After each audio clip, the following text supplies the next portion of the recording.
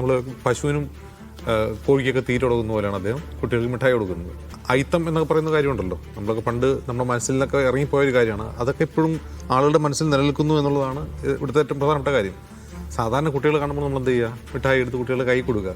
കുറച്ചുകൂടി നമുക്ക് അവരോട് സ്നേഹം തോന്നിയാൽ അത് പൊതു തുറന്നവർക്ക് കൊടുക്കും. അങ്ങനെയൊന്നും ചെയ്യേണ്ട, കൈ കൊടുക്കാനുള്ള അറപ്പാണ് ആ കാണിക്കുന്നത്. അതായത് കുട്ടികളുടെ മുമ്പിൽ ഇങ്ങനെ വിതറിയിടുകയാണ്. നമ്മൾ പശുവിനും കോഴിക്കൊക്കെ തീറ്റ കൊടുക്കുന്ന പോലെയാണ് അദ്ദേഹം കുട്ടികൾക്ക് മിഠായി കൊടുക്കുന്നത്. അതേക്കുറിച്ചൊരു വിശദീകരണം ഇല്ലെന്ന് മാത്രമല്ല, അദ്ദേഹത്തോട് മാധ്യമങ്ങൾ ചോദിക്കുന്നില്ല, അദ്ദേഹം ഓഡിറ്റ് ചെയ്യപ്പെടുന്നില്ല, അദ്ദേഹത്തോടൊരു ചോദ്യം ഉന്നയിക്കപ്പെടുന്നില്ല, അദ്ദേഹത്തിന് അത് വിശദീകരിക്കുക പോലും വേണ്ടാത്ത വിധം ഈ അയിത്തം, ഇതിന് അയിത്തം തന്നെ പറയണം. അതായത് അയിത്തം എന്താണ്, കേരളത്തിലെ അയിത്തമോ എന്നൊക്കെ നമ്മൾ ചോദിക്കും. കേരളത്തെ പോലെ പ്രബുദ്ധ കേരളത്തെ പോലെ പുരോഗമന രാഷ്ട്രീയമുള്ള കേരളത്തിലെ അയിത്തമോ?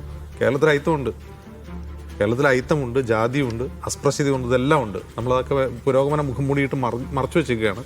പിന്നെ സംഘപരിവാരക്കാരനായ വി മുരളീധരനെ സംബന്ധിച്ച് അങ്ങനെ മറച്ചു വെക്കേണ്ട കാര്യമൊന്നുമില്ല.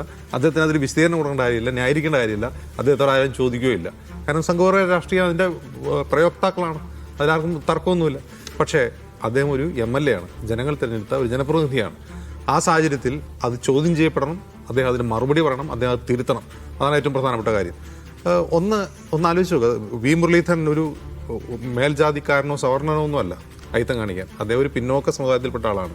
പക്ഷെ ആ പിന്നോക്ക സമുദായത്തിലായിരുന്നിട്ട് കൂടി ഇത്തരത്തിലുള്ള അയിത്തവും ജാതിചിന്തയും അദ്ദേഹത്തിൻ്റെ മനസ്സിൽ കുടികൊള്ളുന്നത് എന്തുകൊണ്ടാണ്? അദ്ദേഹം പുലർത്തുന്ന രാഷ്ട്രീയ പ്രത്യയശാസ്ത്രത്തിൻ്റെ പ്രശ്നമാണത്. അത് അദ്ദേഹം തിരിച്ചറിയുമെന്ന് നമ്മൾ പ്രതീക്ഷിക്കാൻ പറ്റില്ല. പക്ഷേ കേരളത്തിലെ ഒരു സമൂഹത്തോട് അദ്ദേഹം മറുപടി പറയണം, അദ്ദേഹം അത് തിരുത്തുക തന്നെ വേണം.